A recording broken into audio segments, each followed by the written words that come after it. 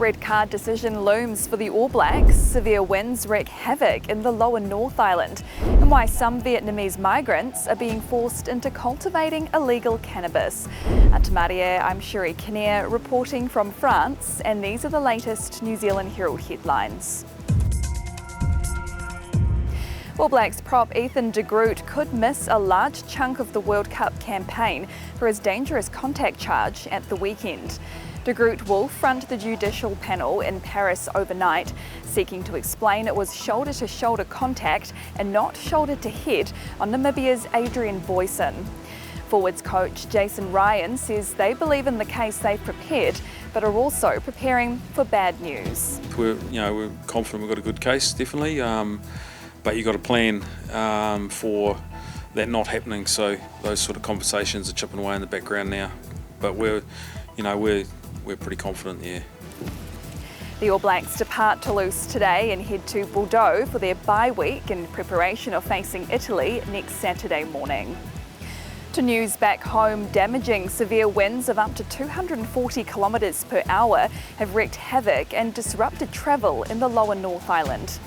Wellington and Palmerston North Airport were forced to suspend all flights last night, while several local roads around the Greater Wellington area were blocked by felled trees and bits of debris.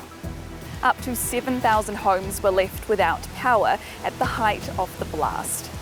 Vietnamese migrants paying big money to come to New Zealand are being forced to cultivate cannabis to pay off their debt. Immigration New Zealand told ethnic community leaders it was aware of the situation at a police-led meeting in Auckland on Tuesday night. Investigations manager Carl Knight says much of the money the migrants pay to agents for visas is borrowed and they become vulnerable. He says they'll do anything to pay the debt, and the community offers them the opportunity to make big money with illegal work. A coroner has found a tribesman gang member was riding with a swarm of motorcyclists before he was catapulted into an oncoming motorist's car. Mirk Momasi Rahari died instantly following the collision in North Canterbury's Great Valley in November 2020. Coroner Alexandra Cunningham says MDMA and synthetic cathinone were found in the 21-year-old's blood, which is considered as a potential contributor to the crash. His mother, Angela, told our newsroom she hates her son being labelled as a gang member and describes him as a loving, caring young man who had so much potential. And ACT leader David Seymour has defended his policies around cutting back on wasteful spending. If elected, the party would shrink the public service back to its 2017 headcount. Speaking to media from his campaign launch over the weekend, Seymour was asked what would happen to the people that would lose their jobs. He says 3,000 people change jobs every day, and he says if a job isn't efficient and it's sucking up money, everyone is worse off. And those are the latest New Zealand Herald headlines. For more news worth knowing, head to nzherald.co.nz. Kia pai te rā.